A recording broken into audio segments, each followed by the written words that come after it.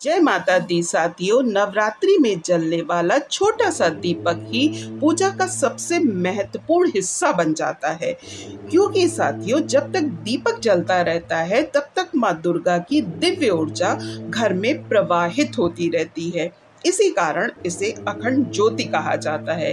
अखंड ज्योति केवल लौ नहीं है, ये एक प्रतीक है अंधकार पर प्रकाश की विजय का, अज्ञान पर ज्ञान की शक्ति का और नकारात्मकता पर माँ दुर्गा की कृपा का। साथियों, आज मैं आपको बताती हूँ अखंड ज्योति जलाने की सही विधि क्या है। सबसे पहले आपको पूजा स्थल को साफ सुथरा कर लेना है।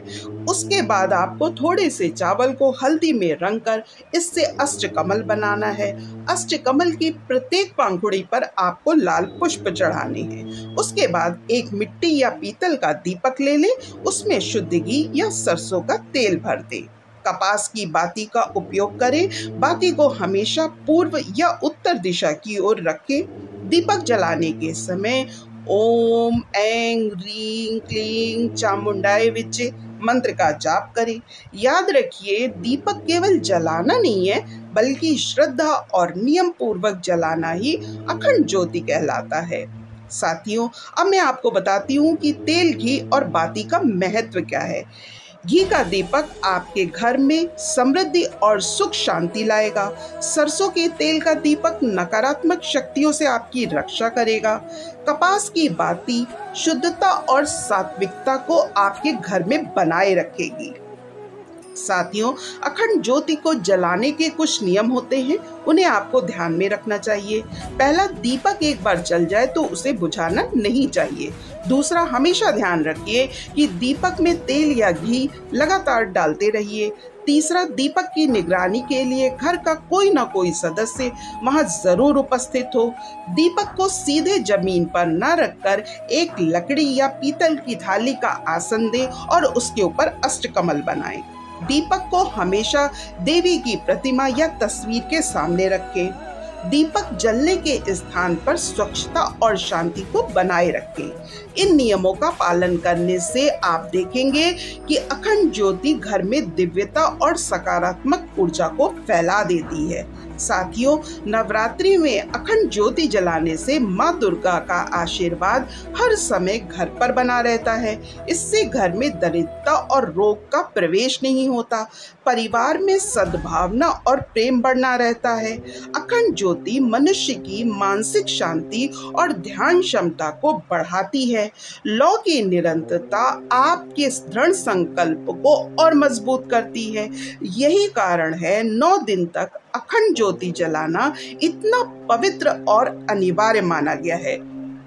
साथियों, आध्यात्मिक दृष्टि से ही नहीं, वैज्ञानिक दृष्टिकोण से भी अखंड ज्योति जलाना बहुत शुभ है। अब जानिए क्यों।